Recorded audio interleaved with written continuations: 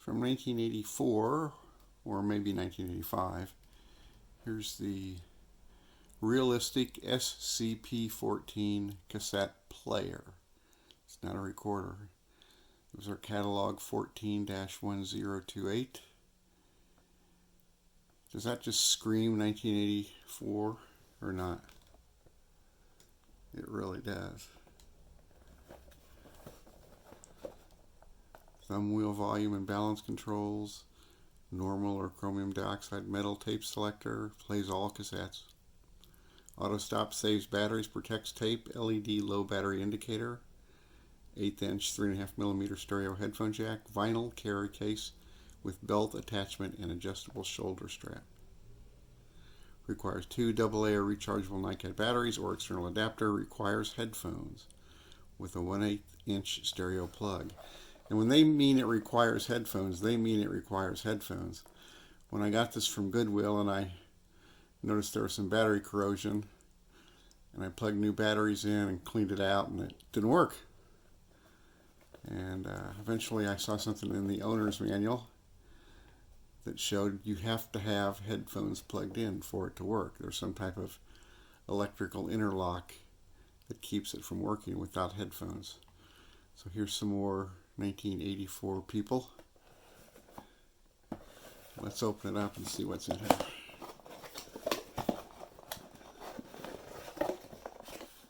We have the cassette player. We have a vinyl carrying case that has been squished for a long time and seen better days. We have the carrying strap. And we have attaching the strap.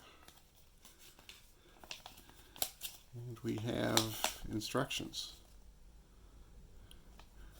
Let's take a look here at the instructions. See the controls. Important. The unit will not operate without headphones connected to the headphone jack. Surprise! I don't ever remember one like that, but that could just be me.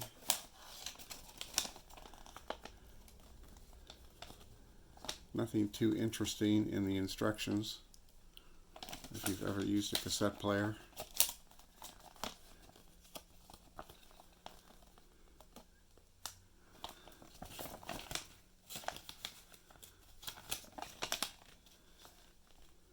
I like this thing here. I've never heard of it. After repeated playing, a long tape can become tightly wound inside. To avoid problems caused by excessively tight wrapping, wrap the flat side of the cassette gently against a flat, hard surface. This helps to loosen tight internal windup. I don't ever recall hearing that before. Specifications: 1/7 inches per second, stereo 4-track, frequency response plus or minus 6 decibels, 63 to 10,000 hertz. That's not too bad. Signal noise ratio 42. That doesn't strike me as very good. Wow and flutter 0.2%. I don't have a wow and flutter meter, so I can't test that. And then, surprise, surprise,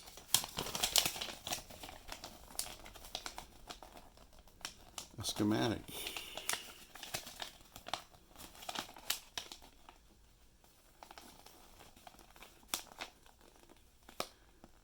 It's almost readable too.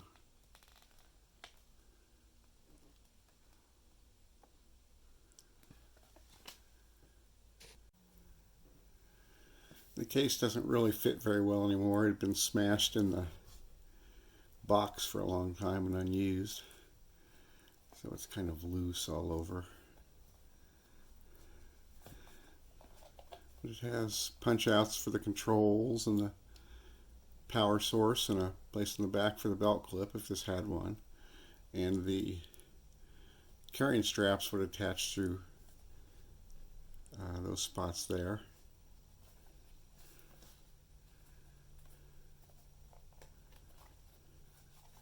And let's see here.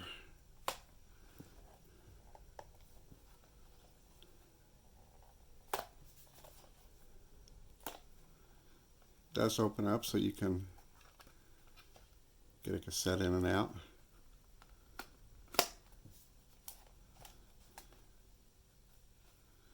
It's just very loosey-goosey. But at least the vinyl didn't get all rubbery over the years like sometimes these things do. So that's something anyway.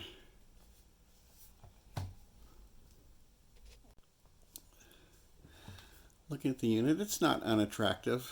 Pretty common for a 1984 unit.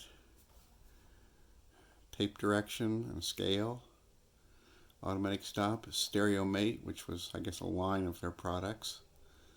There's a little spot here where you can put a tool in to adjust the alignment. Controls for balance, left and right, with 0 being the middle. Volume. Stereo headphone jack. Little indicator to how to open the unit. And when play is depressed, you can see how there's a spot that alignment tool you could reach in when play is depressed to align that screw there. Looking around inside a little more closely, with play depressed, you can see the some of the internals better. The cap stand and the pinch roller. It's not an unattractive looking unit inside. Of course, since there's no record, there's a lot of things that you might be used to seeing in here that are not. No erase head or anything like that.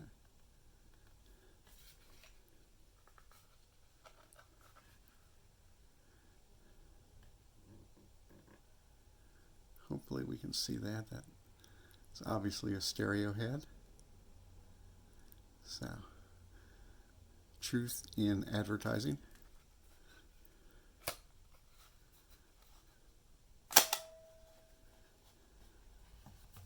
The realistic stereo mate. There should be a belt clip holder. There is not. Manufactured in Singapore. And here's our battery compartment that I've had to clean out some. I also noticed in there that this says a 1984 date code, 4A4. In the catalogs, this is shown as new for 1985, but those 85 catalogs would have come out for the holiday shopping season later in 84. So I suppose this was manufactured in 84. And also, it says that on the box. There's a 1984 date code. So I guess we can call that in 1984. Let me put some batteries in it. Looking at the Radio Shack catalogs.com site, this originally sold for $50 back in 1984. And it required headphones that sold from between $5 and $25, at least the ones on their catalog site. And I thought the interesting thing about this was that it has a switch from chromium dioxide, metal, and normal type 1. So a type 1 tape only has the little detector 1 thing there, and Type 2 tape has a notch there.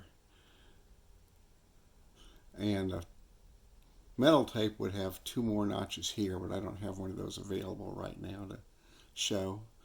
But if the switch for metal also does chromium dioxide, this should do the trick.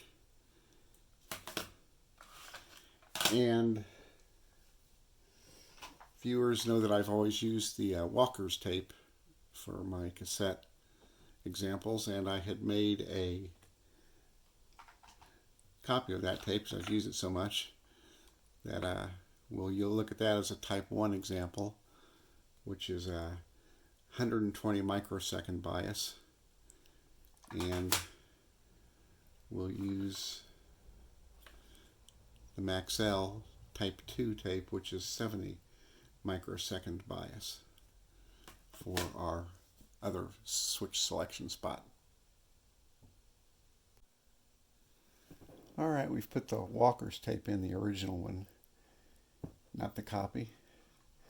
And we have our bias selector set to normal. And we're plugged in a jack system through the out, so we can all hear it and not have to try and hold the little cassette player with headphones up to a microphone or something.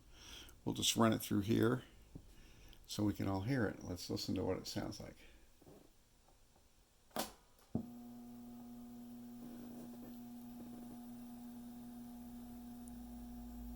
Welcome to the world of fitness walking and the GNC Walker's Diet. Before you begin your walk, make sure you have completed the stretching exercises as demonstrated in the chart that accompanies this tape. Ready to go? All right, let's get started.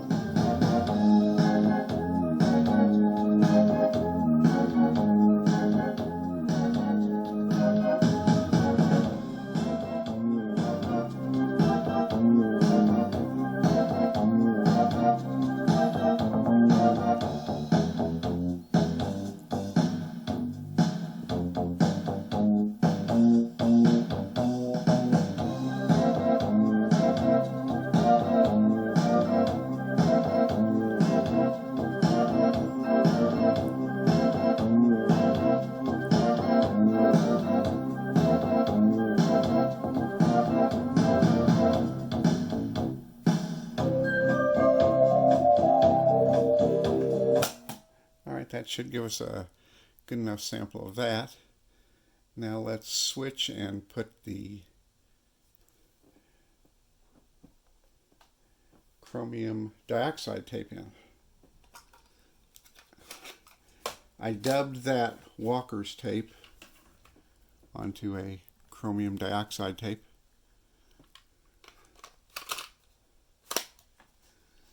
We'll listen to the same selection after we set the selector bias to that, and we'll try it again.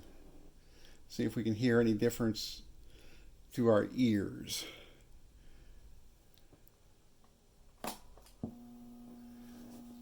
There might be a way to try and check this in Audacity or something for more specifics, but welcome to the world of fitness walking and the GNC Walker's Diet.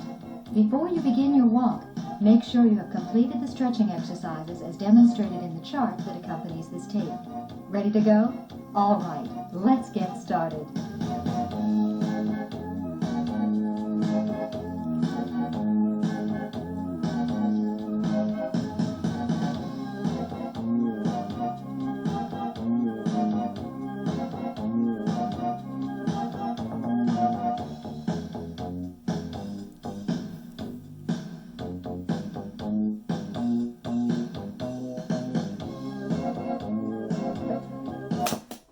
well, that's the same selection at the start of the cassette, and unless my ears misled me, I think the Type 2 sounded better. I thought as we ran out here I would try the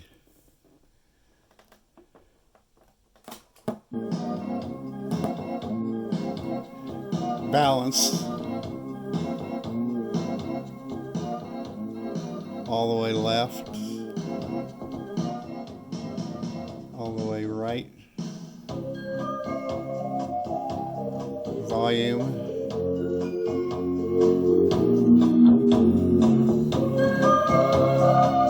loud volume,